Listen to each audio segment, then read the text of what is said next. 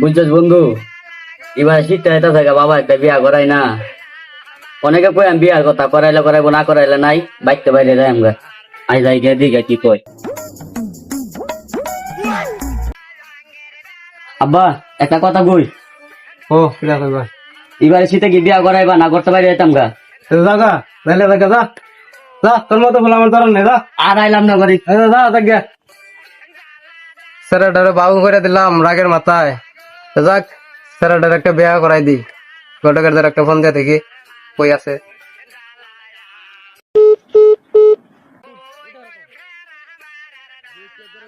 তো কন্যা দেখলাম, একটা বিয়ে হয়ে পারলাম না। দি মক্কা চকের নিমিলে।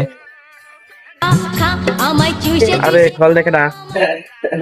হ্যালো কুদ্দুস আলী বাপ। হ্যালো ঘটক কই আছো আমার লাগে দেখা করো তো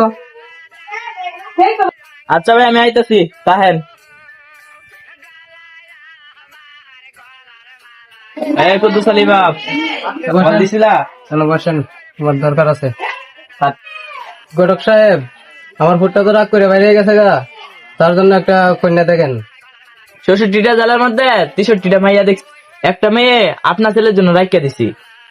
তো তাহলে তো মায়ের দেখতে হয়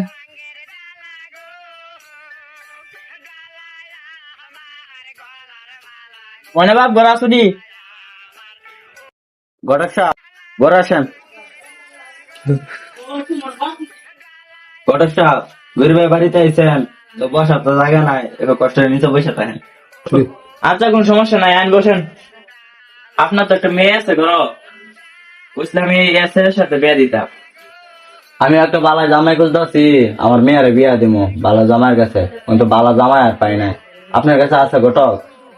হ্যাঁ আছে, ওই যে ইয়ার ছেলে আছে, এ তো আপনি চিনেন কুদ্দুস আলী, আমাদের ফারাজ কুদ্দুস আলী। ও ভালো, তাহলে তো আমাদের সম্পর্কটা আরো ভালো টিকলো। আচ্ছা তাহলে তোমার মায়ের দেখান দেখি আমাদের আলাপ টালাপটা করি মানা একটু এদিকে আসো তো। জি আব্বা হুজুর মা এনে বসো তো তুমি। জি আব্বা বসছি মা একটু এদিকে ঘুরান তো মুখটা দেখি মা একটু মুখটা দেখালো তো। মাশাল্লাহ মাশাল্লাহ আচ্ছা মা তুমি এখন একটু যাও গা। আচ্ছা ভাই কথা তো হয় না তাহলে বিয়ার দিন একটা কথা করে লাই আচ্ছা ঘটক তাহলে তুমি ঠিক করো। আর